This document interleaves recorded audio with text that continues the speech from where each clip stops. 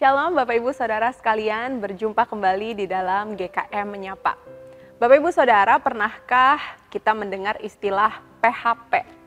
Atau mungkin pernah di PHP-in atau PHP-in orang? PHP sering kita kenal dengan istilah pemberi harapan palsu.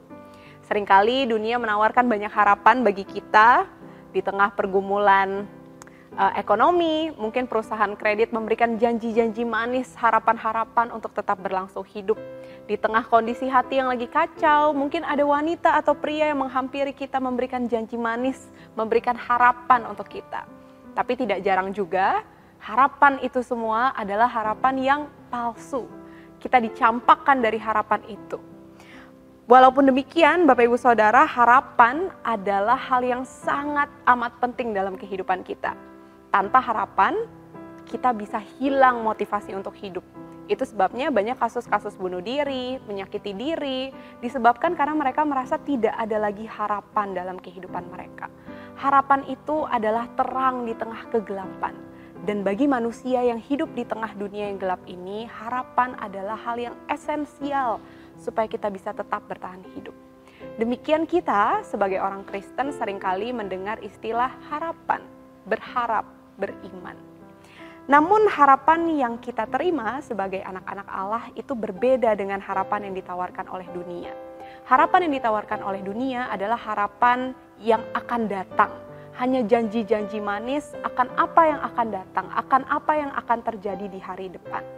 Tetapi tidak demikian dengan harapan kita sebagai orang Kristen. Harapan kita sebagai orang Kristen berlandaskan pada apa yang telah terjadi sebelumnya, yaitu kelahiran, kematian, dan kebangkitan Yesus Kristus.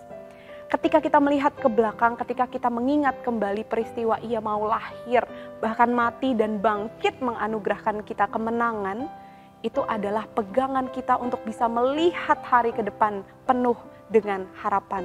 Itu sebabnya harapan kita sebagai orang Kristen bukanlah harapan yang hanya optimistik akan apa yang terjadi, tetapi harapan yang berlandaskan teguh karena sudah terjadi dan kita percaya itu akan tergenapi ketika Ia datang kedua kalinya ke dunia ini.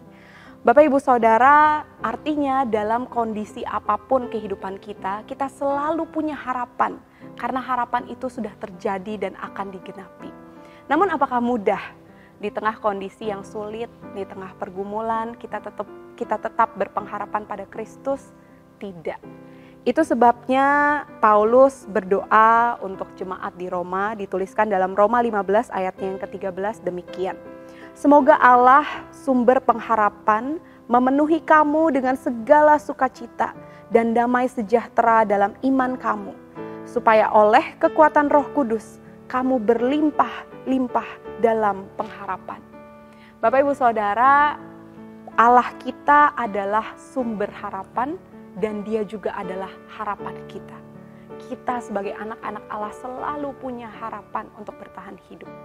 Maka apapun yang ada dalam kehidupan kita saat ini, pergumulan yang berat atau apapun itu, tetaplah berpengharapan kepada Dia yang mau lahir, mati, dan bangkit menganugerahkan kita kemenangan.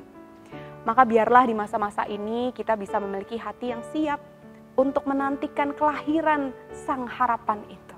Mari kita persiapkan hati menyambut Natal dengan terus berpengharapan bahwa Ia akan datang dan menganugerahkan kita kekekalan bersama dengan Dia.